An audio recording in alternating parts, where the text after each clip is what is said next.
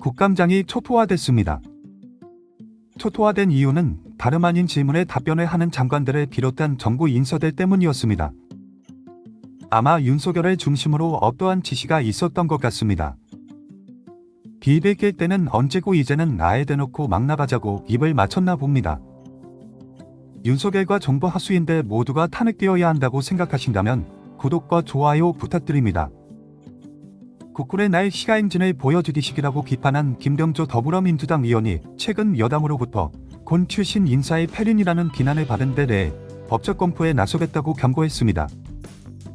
이 정부 인사들 제정신이 아닌가 봅니다. 김 의원은 육군사관학교 두기수 후배인 임종득 국민이임 의원과 국군의 날 행사를 두고 살전을 벌이기도 했습니다.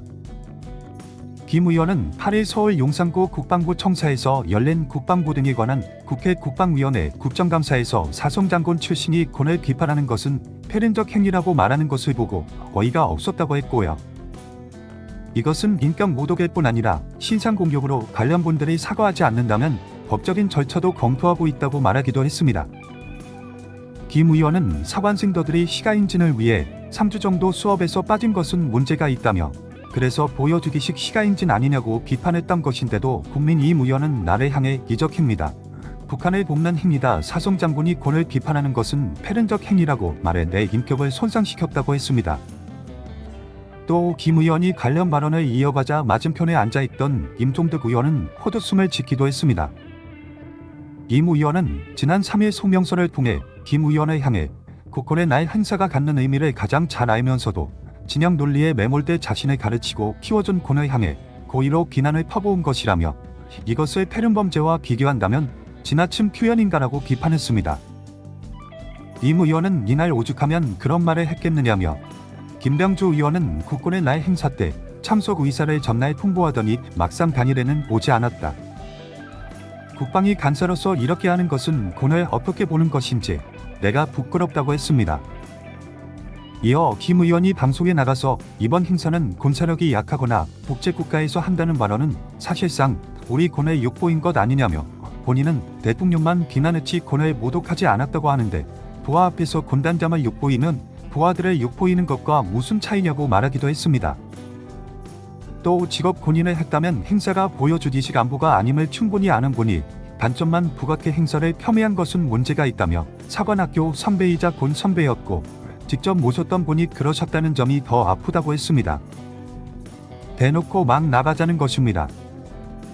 김 의원은 임 의원 발언을 듣고 뭐 말을 보 넘지 마세요. 국회의원이라는 사람이 도를 넘는 거잖아라고 비판 수위를 높였다. 임 의원은 말을 짧게 하지 마세요. 왜 이렇게까지 등의 답변을 했고 성일종 국방위원장이 중재를 하기도 했습니다. 이들이 왜 이러는 것이겠습니까? 국감을 하기 시작하니 하나, 둘 윤석열, 김건희의 만행이 드러나기 때문 아니겠습니까? 검사 출신 이성윤 더불어민주당 의원이 큰 걸 하나 해냈죠. 이성윤 민주당 의원은 8일 법사위의 대법원 등 대상 국감에서 장관님 후세의 평가에 어떤 장관으로 남고 싶나라고 물었습니다. 박성재 법무부 장관이 제 역할을 다한 장관으로 기억됐으면 좋겠다고 답하자 이 의원은 장관 취임사에서 국민 눈높이에서 법과 원칙에 따라 법치를 실현하는 것이 소임이라고 말하지 않았나라고 했습니다. 박 장관은 김건희 관련 의혹, 수사가 법과 원칙, 국민 눈높이에 맞다고 생각하나라고 물었습니다. 이 밖에 지난 9월 윤석열 대통령 부부가 체코를 방문했을 때 체코 일간지가 논문 표절 주가 조작을 얘기하면서 김건희를 사기꾼이라고 했다. 반란하며 내부 구성원들은 김건희를 조사할 경우 돌아올 후폭풍이 너무 무섭다고 한다 등의 발언을 했습니다. 그러자 여당 간사인 유성범 국민이임 의원은 의사진행 발언을 통해 웬만하면 질의 내용에 말씀을 드리지 않는데 지금 이성인 의원 질의는 생각해볼 필요가 있다며 상대방을 격하하면 본인도 격하된다. 좋든 싫든 대통령 부인인데 사안에 대한 비난은 할 수 있지만 어떤 호칭도 없이 김건희를 반복하면서 비난하면 거꾸로 저희가 이재명 박찬대 이름만 불러낸다면 민주당 의원도 민주당을 지지하는 국민들도 불편할 것이라고 했습니다. 이어 유 의원은 최소한의 예의를 지켜가면서 질의하는 게 좋지 않겠나라고 했습니다. 또 김건희를 옹호하며 나섰다는 겁니다. 이에 이 의원이 국민들은 펄펄 긁고 있다. 영부인으로서 부른 게 아니라 범죄 피의자로 부른 것이라고 반박하자 여당에선 지금 검사 신분이 아니잖나. 존댓말을 써야지 무슨 얘기냐. 국가 원수 부인에 대해서라고 고소망의했습니다. 이 의원은 김건희를 김건희라 부르지 뭐라고 부르나 제가 만난 국민들 중에 김건희 씨를 영부인이라고 하는 사람은 없었다. 더 심한 말도 했다며 범죄 피의자를 왜 이름을 불러주냐. 이런 말도 했다고 했습니다. 100번 옳은 말 아닙니까? 이어 동료 의원 지뢰를 풍경하지 말고 대통령실에 가서 국민 70%, 80%가 원하는 특검 받으라고 건의하라고 촉구했습니다. 정청래 위원장은 국감은 공적인 업무 대 공적인 업무가 맞부딪히는 곳이기 때문에 가급적이면 예우를 해주는 게 맞다고 정리하면서 국짐을 할 말 없게 만들어버렸습니다. 정부 인사들은 김건희를 옹호해주기 바빴습니다. 당장 박성재 법무부 장관은 김건희 여사의 도이치모터스 주가 조작 연루 의심 도안에 대해 이 내용만으로 충분히 기소가 가능하다면 왜 2021년 수사 때 처리를 못했을까라고 반문했습니다.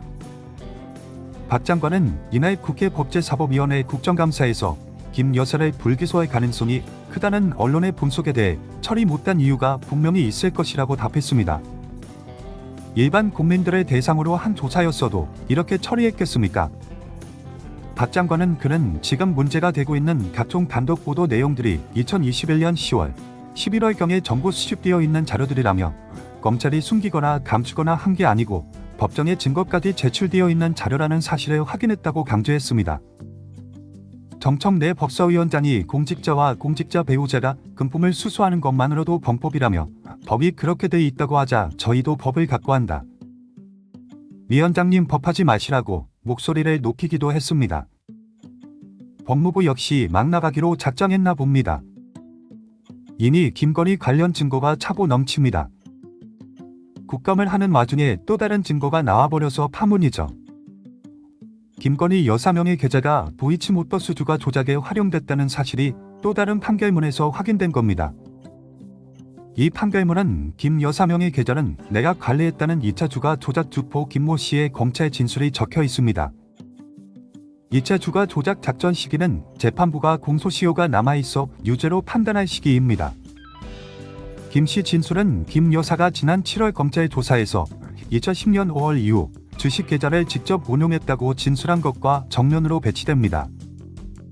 도이치모터스 주가 조작 사건의 핵심 인물 중 한 명인 전 블랙펄 인베스트 임원 민모 씨의 1심 판결문을 보면 2차 주가 조작 작전 시기 김 여사 계좌에 대한 관리 운용 지체가 뚜렷하게 나옵니다.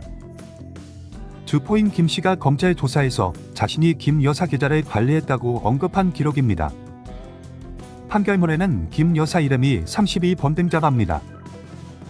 블랙펄 인베스트는 김 여사 계좌를 관리한 회사로 민 씨는 김 여사 명의 증권 계좌 인출액과 잔액 매각 주식 수량 등을 담은 김건희 파일을 만들어 시세 조종에 이용했다고 알려진 인물입니다.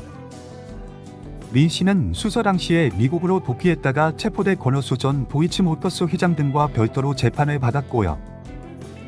지난해 10월 1심에서 징역 1년의 집행유예 3년 벌금 1억 5천만 원을 선고받았습니다. 민 씨에 대한 항소심 첫 재판은 다음 달 12일 열립니다. 민 씨 판결문에는 김 씨가 검찰 조사에서 김 여사를 수차례 거론하면서 주식 매도, 거래가 이뤄진 배경을 설명한 진술이 다소 등장합니다. 김 여사 명의 계좌 관리를 직접 언급한 건 김 씨뿐만이 아닙니다. 건 전 회장도 2011년 1월 두 차례 이뤄진 블록길 거래 시기에 김 여사의 계좌가 블랙펄 인베스트 전 대표 이종호 씨를 거쳐 김 씨가 관리하는 것을 알게 됐다고 검찰에서 진술한 사실이 해당 판결문에서 확인됐습니다. 국감을 왜 피했겠습니까? 그리고 굳이 국감이 열리는 시기에 동남아 순방 일정을 잡은 이유는 또 뭐겠습니까? 숨기는 자가 범인인 겁니다. 윤석열 말대로 죄를 지었으니 특검을 거부하는 겁니다. 윤석열, 김건희 그리고 그 오른팔들까지 특검과 탄핵을 다녀야 한다고 생각하신다면 구독과 좋아요 부탁드립니다. 뉴스앤드 토크였습니다.